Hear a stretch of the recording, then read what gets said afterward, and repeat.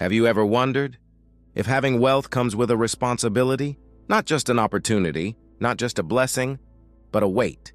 Because most people think about money in one direction. How can I get more? How can I improve my life? How can I secure my future? And those questions feel normal. But there is another question that is rarely asked. What does my wealth require of me? Welcome to Real Deep Understanding. Take a breath.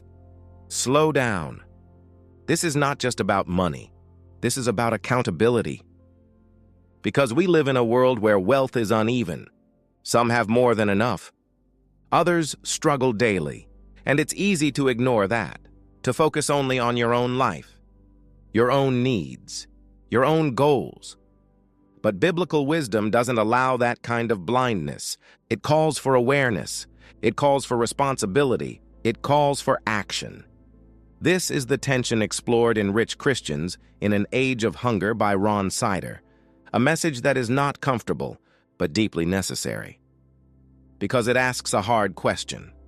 What does it mean to follow God in a world where others are suffering? And more specifically, what does it mean to have wealth in that kind of world? Because wealth is not just about what you have, it's about what you see and what you choose to do about it. The Bible speaks strongly about this. Not quietly, not indirectly, but clearly. It speaks about justice. It speaks about caring for the poor. It speaks about not ignoring those in need. The prophets like Amos and Isaiah did not speak gently about this.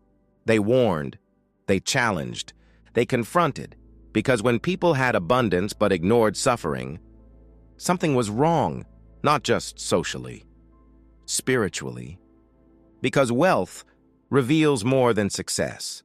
It reveals compassion, or the lack of it. And this is where things become uncomfortable. Because most people don't see themselves as wealthy. There is always someone with more, someone more successful, someone living at a higher level. So comparison hides responsibility. But if you look honestly, if you have more than you need, you have influence. You have capacity. You have the ability to make a difference. And that ability comes with responsibility. Because in biblical thinking, blessing is never just for you. It flows through you, not to stop at you, through you. And when it stops, something breaks. It turns inward. It becomes self-focused.